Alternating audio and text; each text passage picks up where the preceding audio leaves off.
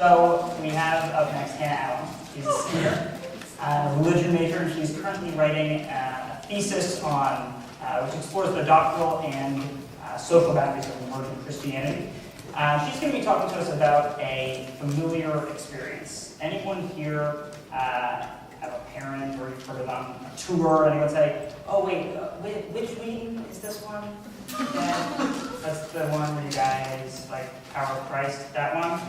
So if you've ever had that experience, hopefully Hannah will help to demystify some of that experience. So please welcome Hannah Allen.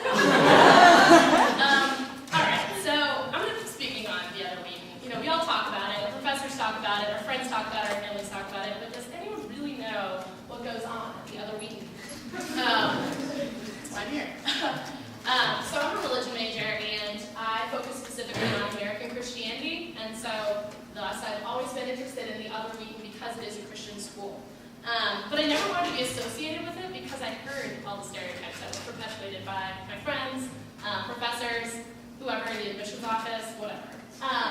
But, however, over winter break, I was at a bar, and I met this guy. Which one do I have? This is my friend John. He went to the other Wheaton, and he's 23. He was an environmental science major. He was the president of the Christian Feminist Club, and he is now a preschool teacher for autistic children in Baltimore. And he was really great, and after I started talking to him about our different week experiences, he started questioning me and challenging me on my understanding of the other Wheaton, because I thought I knew everything about the other Wheaton. But, John was demystifying the Wheaton experience for me. Hopefully by the end of this talk, I'm going to give you some ideas about what the other Wheaton is, and begin to demystify the other Wheaton for you all. So I'm going to start us off on the same page and just put up here a bunch of stereotypes of the other Wheaton. Crazy Christians, homophobic, anti-feminist, creationist, ultra-conservative, no drinking, no sex, no touching, etc. I'm not saying that any of these are true, and I'm also not saying any of them are false. We all are adults here. We all go to different colleges and universities. We're friends with people. They all have opinions like this. But to say that Wheaton is filled with all of these people is just not true. And hopefully by the end of this, I'll be able to demystify that for you. So just a bit of background.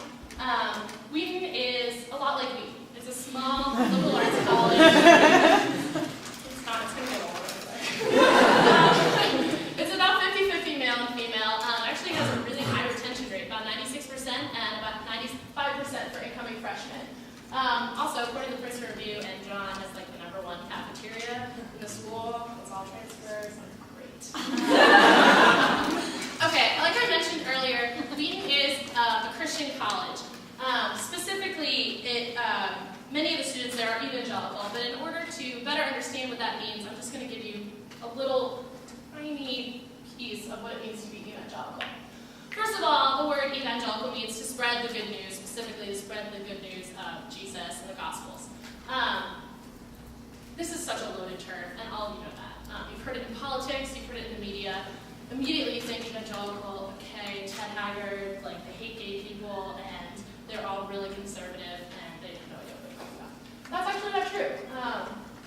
But some typical experience that unites all evangelicals is that they do believe that you must have this spiritual transformation of being quote-unquote born again. This is also a really general term. Of accepting God, and accepting Jesus, and realizing that you need to live your life with Him in order to be saved. You'll often hear the term personal relationship, and I don't know if you got as far enough to fill out the application on the other Wheaton, but it does actually ask you for a detailed description of your personal relationship with Jesus Christ, and so hopefully you got to the other application for that. And just to basically tell you how diverse the other Wheaton 65 different Christian denominations at this small liberal arts college. So they're not all the same, and just please keep that in mind. And finally, I just want to remind everyone here that, especially when you're talking about colleges or universities, that what we present on the admissions webpage, or what we say to our friends, or what you read in this college guide, none of it is actually exactly true. So just keep that in mind when you're hearing about the other Wheaton and sort of deciding, okay, which stereotypes am I going to buy? What am I really going to believe? So the first thing that I wanted to touch on are Wheaton students are crazy.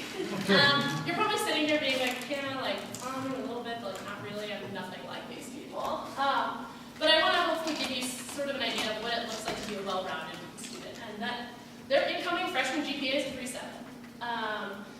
They are ranked 6th in liberal arts schools for Teach for America. John's girlfriend actually does Teach for America. They have over 150 All-American athletes, and I was just thinking I should read you some notable alumni, even though Ann Curry already covered.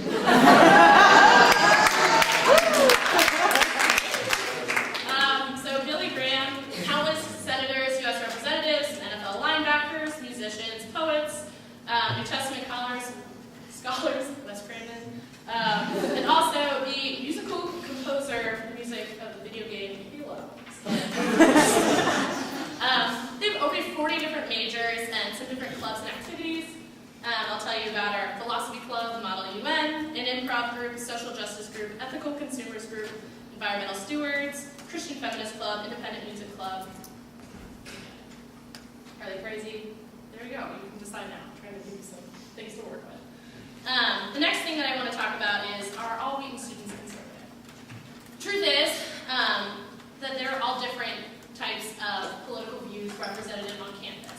However, it is about 70%, people would argue that it's about 70% conservative. So it is overwhelmingly conservative. But you will find a presence of Wheaton Democrats, Wheaton moderates, and libertarians. But there is a huge focus on social justice at this Wheaton.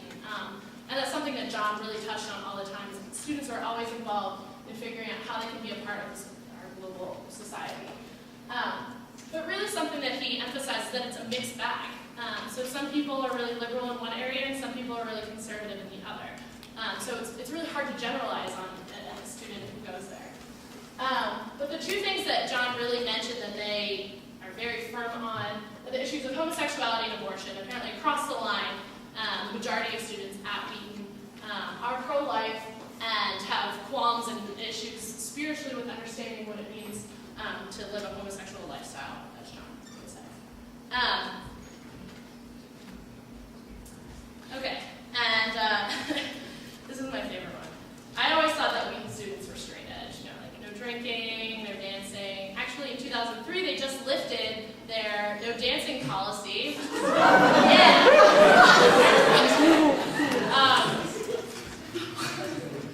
What was I doing in my speech? All right, and so much like the Wheaton College Honor Code, they have a community covenant, which is something that all Wheaton students sign when they come in. Faculty, staff, professors, everyone signs this. And it basically says, and outlined biblically, why they believe what they believe, and what their community standards are, and why they're enforced. Two things that I want to touch on in that community standard is, one is alcohol.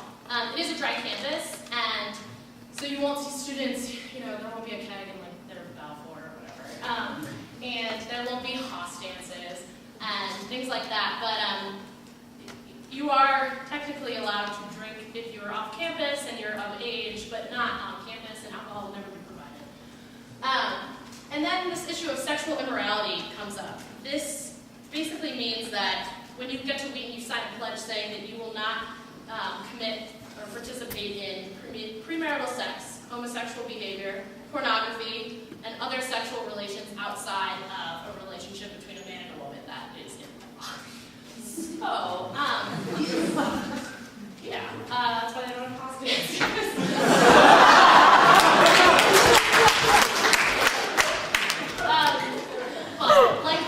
Like any school, and we know this, I know this because I'm a hearing board chair, we have the college honor code, which, to be honest, not all of us follow all the time.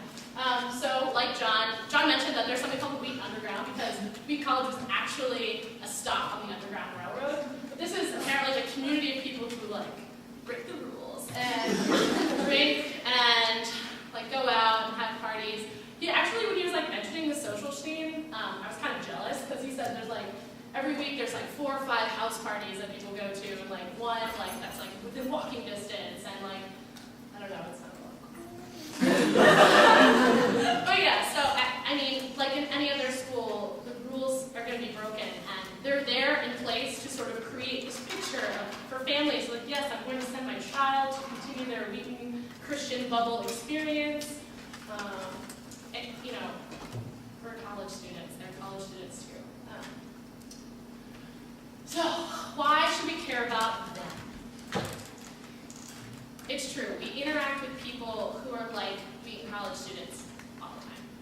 And to simply marginalize them as the other is unfair and disrespectful and just ignorant. It's not worth it. We're losing so much by othering this really brilliant, as I presented, community of students who are both academically intelligent, well-rounded athletes, totally committed to social justice and other movements. There are former going to be politicians, who are going to be running our country. So to other them and say, you know, I want nothing to do with these people is really a shame. And if it's the Christian thing you're worried about, you have to get over it, because 83% of Americans identify themselves as some sort of Christian. And that doesn't mean that, like, you know, 83% of Americans, like your neighbor next door, is like, who she got to the other week. But like, people do have religious beliefs, and they do impact their political and social decisions. And to totally neglect them and just to write them off as immature or naive or ignorant is also really detrimental to how our country is going to be run. So basically, finally, hopefully you've seen over the past 10 minutes that Wheaton students aren't the other. They're students just like us. While they're not exactly like us, and doesn't mean they'd be super comfortable in our Wheaton or we would be comfortable there, they too are college students. They're different, but they're definitely not other. So I think next time you come into a situation, hopefully it's at a bar like I was, when you run into someone who mentions the other Wheaton, you know, hopefully you have this educated opinion now to answer, like, you know, they are college students too.